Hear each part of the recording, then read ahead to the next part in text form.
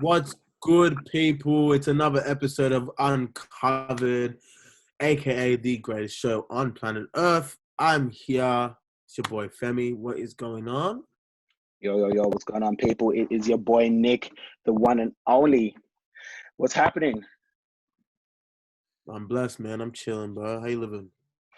Hey, man, same old kind of thing, man. Nothing's really kind of changed except for these restrictions. They've eased up a little bit, but, Yeah, I'm hearing they're going to be eating up a lot more, hopefully. So, you might see us recording some things again, which will be lit, man. Honestly, we'll be happy to get some more visuals out for the people and be able to get some more high-quality guests back on the list, back on the roster again. So that'll be sick, man. Yeah. But as always, start your Monday morning. Femi and I are back with another amazing message to deliver to your ears so you guys can really start off your day learning and growing just with us and improving your own kind of mental health and your mental fitness on this journey. So the topic that we are covering today, ladies and gentlemen, is that we're going to be talking about the importance of giving yourself permission to express your emotions. Because I think a lot of the times, a lot of us, we feel quite guilty to kind of express how we're feeling. Like, I know for myself, I'm quite guilty of that. I feel like, like if I'm angry, then like I don't feel like I can have the permission to express my anger, or I'm going to be judged in some kind of way for feeling angry. Where in reality, it's like it's an emotion where we have the full right to express, and it doesn't define us at all by any chance. It's just something that I'm feeling at the moment. And what I've noticed is that at the moment, the times that we don't actually take the opportunity to express it and we just kind of like, dig it in and not let it unravel, and that's when it starts to show up even like 10 times worse in situations when you have like arguments or discussions with other people. So I think this is a really important conversation that I wanted to bring to your attention this morning or whenever you guys watch it and give you guys something to think about. Yeah, for sure. And I think that it's first things first is important to actually understand your emotions because, like if you don't understand why you're angry, you're just going to always be angry because that's the most primitive kind of feeling, right? And if we just give license to just express whatever we're feeling without any kind of understanding, it might be a little bit difficult. So I think it's really, really important that first things first, everybody kind of like takes the time to deep their emotions, understand why they're feeling what they're feeling. It might be because of like a circumstance, trauma, a mood, what's just happened to you, whatever it is. Understanding why you're feeling that's going to allow you to be able to emote a lot more productively. You know what I mean? And it's still at the end of the day not good to bottle up any emotions, but it's also really, really good to understand them first things first, I think. Yeah, 100% I agree with. And I know that we did a good chat of that on our Instagram a couple months ago. Actually, we were talking about emotional intelligence and why emotional intelligence is so important and why you think emotional intelligence is something that, we should get taught as kids at such like every point of our life, because it's so true, right? Like it's something that we deal with every single day. And we deal with emotions is something that it's crazy that there's something that we deal with every single day, but we don't pay attention to it at all. And like it allows us at all.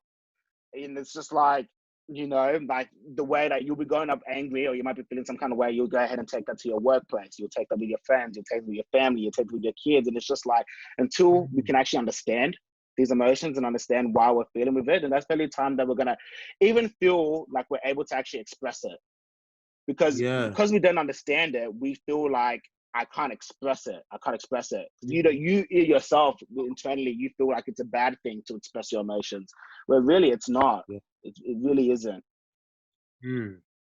Now, emotions are a normal part of life. Emoting is not a mental illness, and being upset or whatever is not license for concern. Do you know what I mean? And that's what this whole topic is about. Like you said, we've spoken about emotional intelligence. So I think this one is more about giving people, when you understand it, giving people the permission, like giving yourself the permission to be able to kind of just be like, you know what? I understand why I'm angry, and I'm allowed to be angry. I'm allowed to be happy. I'm allowed to be whatever it is. Doesn't mean it needs to be destructive. Anger isn't always destructive. You can just be, I can just feel that feeling, but doesn't mean that I need to act on that feeling. And it doesn't mean that I need to go and kick a wall in. Do you know what I mean? Like people happy, sad, angry all the time. It's more just allowing yourself to feel that, reflecting as to why you're feeling that, and moving on from there. Even if it's a great emotion. Okay, why did I feel so happy? Why did I feel so happy? And then you can reflect on that. That kind of gives you a little bit more data and information on how to move on with your life and how to live a more fulfilling life. Mm, mm. That's so good, man. That's a really good point. Like 100%. I really love that. Why do you think that, like, what's your take on why you feel like people kind of like struggle to let their emotions out? Like, I've given a little bit of kind of what I like, just a little bit of what I've seen out there, but what do you think is kind of the deep reason as to why people feel like they can't actually express themselves fully? I think it all comes down to like, in terms of like judgment, other external factors and their own judgment, feeling like, am I overreacting? Am I crazy? Am I going to be perceived as this aggro guy? Am I going to be perceived as this um, weird person or whatever just because something's happened? Like, if let's say, for example, your boyfriend has cheated on you, he's just slept with your mom, like, Mm. you have the right to be upset at that. Do you know what I mean? And Exactly. Like I would you know be, what that's for sure. Yeah. you'd be upset.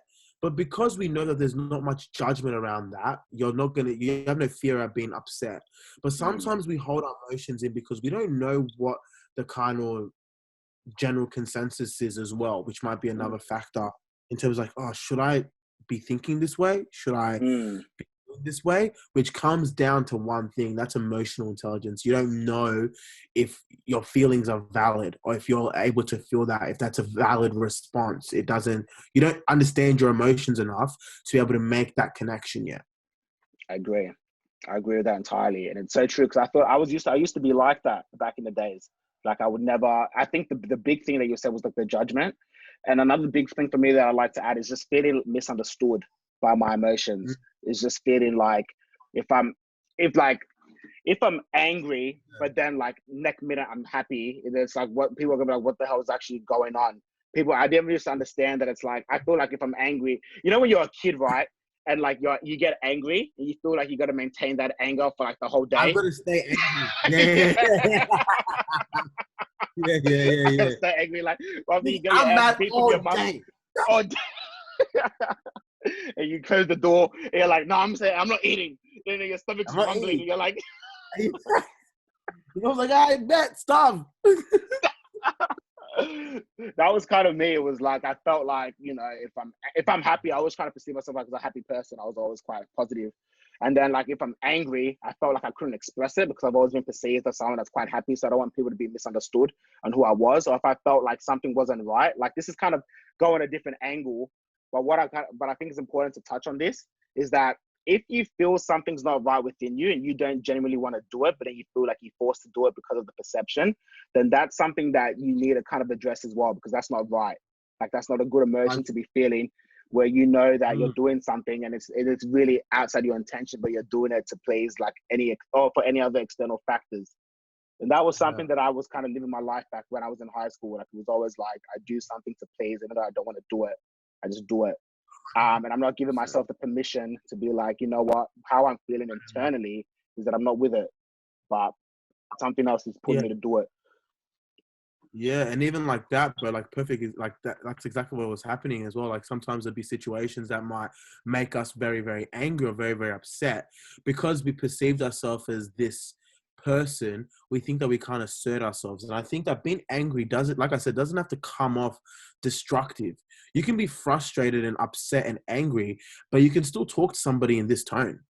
You can Mm, still be like, look, but I don't, you know what I mean? Like you still speak to someone like with respect and kind mm, of, and and just honor, you know, you can still like honor them as a human being with it and still be upset at them. You're still angry at them. You still feel that emotion, but doesn't mean that that's going to dictate your behavior. mm, You know what I'm absolutely. saying? So 100%, man. people don't understand that. People think that because I'm angry, the only way to express anger is by breaking a window.